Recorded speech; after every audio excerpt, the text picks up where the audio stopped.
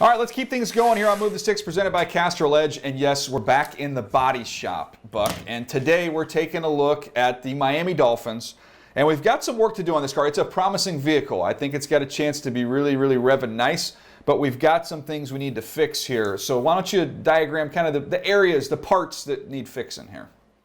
Well, there are a lot of parts on both sides of the ball that need to be addressed. First, we need to find a true number one receiver, just more playmakers on the outside. So we want to make sure we look at the wide receiver position.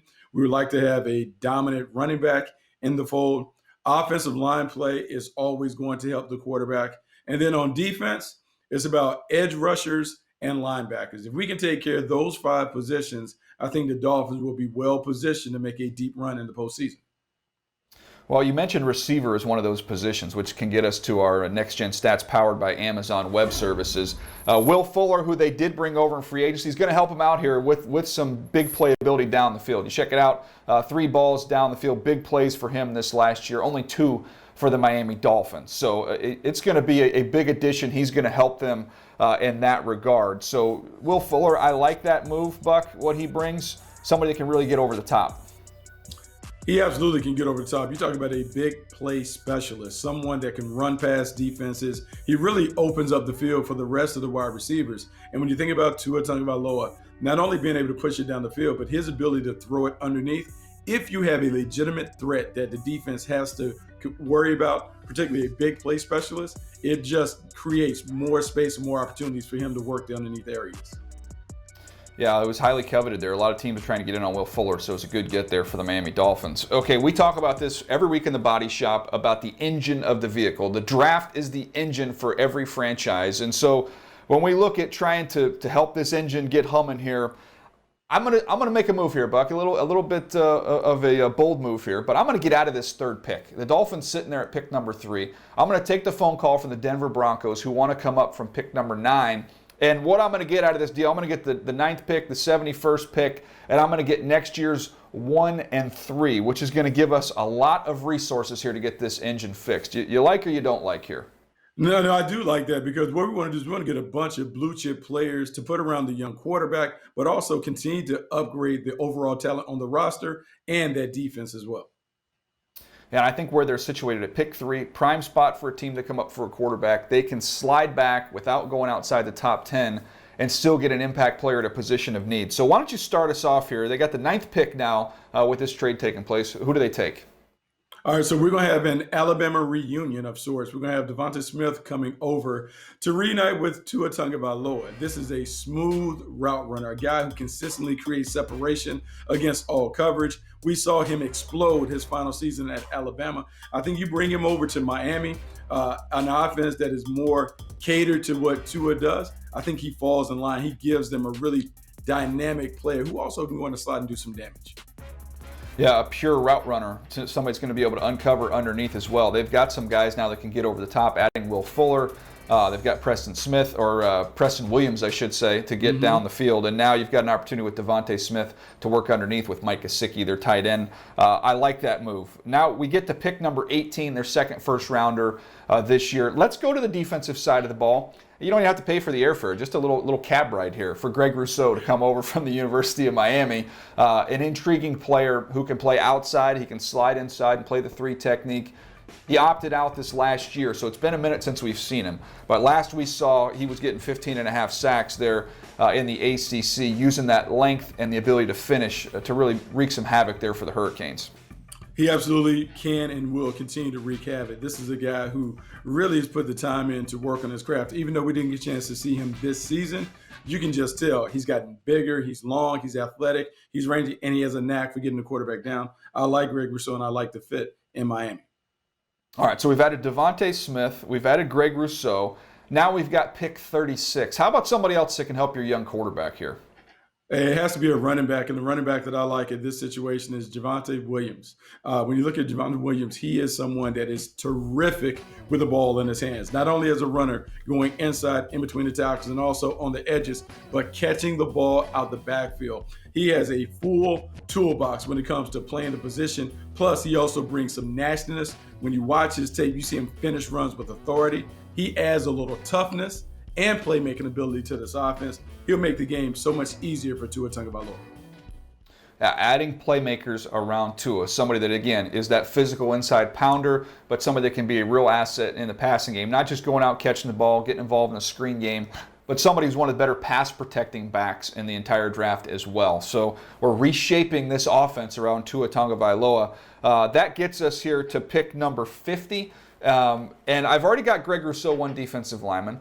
There's no law, Buck, that says you can't double up at a position. And that's what we're going to do here. We're going to go Peyton Turner from Houston, who is somebody that intrigues me, man. We saw him down there in Mobile at the Senior Bowl. Somebody who is 6'5", very long, very explosive, had some dominating tape when you watched him this year. He dropped about 15 pounds from 2019 to 2020, and you saw the explosiveness. But now we've paired Peyton Turner up with Greg Rousseau. We've got bigger, we've got longer, we've got versatile chess pieces that Coach Flores can move up and down the line of scrimmage. I think we start to change the look and the dynamic on this front with these two guys.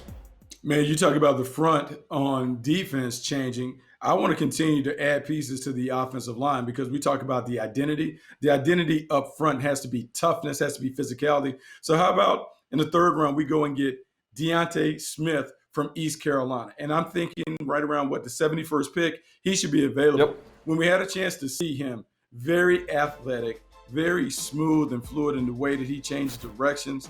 Also combines that with his ability to play with quick hands. He has the ability to finish. He knocks people off their path.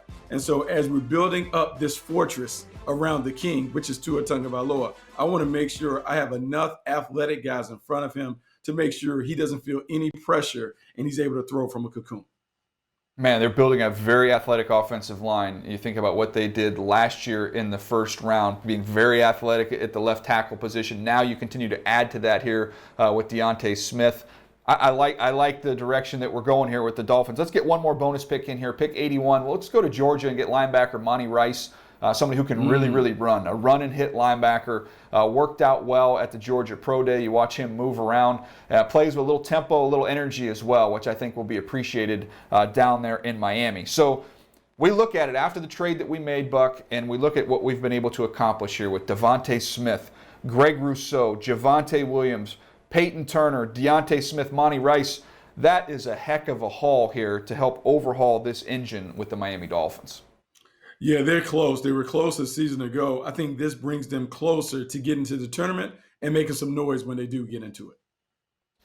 Yeah, and you got to remember, after we made this trade with the Broncos here inside the body shop, we collected a first-round pick and a third-round pick next year. So they continue to add to their treasure chest of picks. This will be, the third year in a row they'll have multiple first-round picks if they can pull off a trade like this. Which to me gets us to the conversation about Tua. They have an option right now where they are at pick number 3, where if they felt like Justin Fields or Trey Lance or whoever is a clear and significant upgrade over Tua, that they could very easily take him.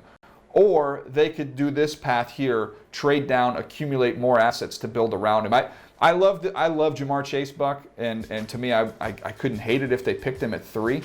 But when I look at the golden ticket they're sitting on for some of these quarterback teams to come up, if you're going to build around Tua, I think it makes more sense to trade out than to stick and pick. Yeah, I think so, particularly if you're looking at wide receivers. Those wide receivers, the top 3, are very closely graded. So you're getting a player that's very, very comparable, whichever one you get, wide receiver 1, 2, or 3. So to trade back, get more picks. I think we talked about this. This is like getting an extended warranty on Tua. You now get a chance to surround him with more talent, more playmakers, see what he looks like in year 2. And then in 2022, you can make another decision if you don't feel like it's going well with your young quarterback. I don't know about you, but we had so many opt-out guys. I feel like I've watched a lot of 2019 tape over the last couple months.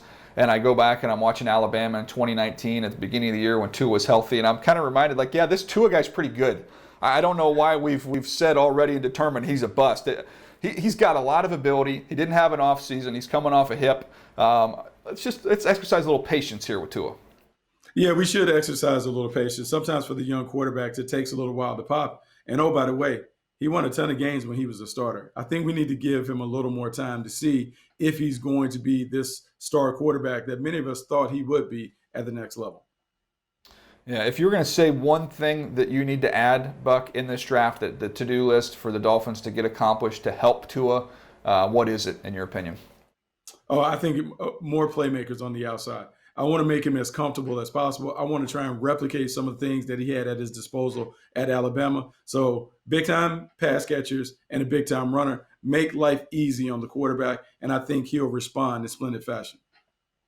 Well, it's been fun taking the Miami Dolphins into the Move the Sticks body shop. We feel like we've got a lot accomplished with this vehicle. We're going to have this thing back up on the road in no time. That was Next Gen Stats, powered by Amazon Web Services.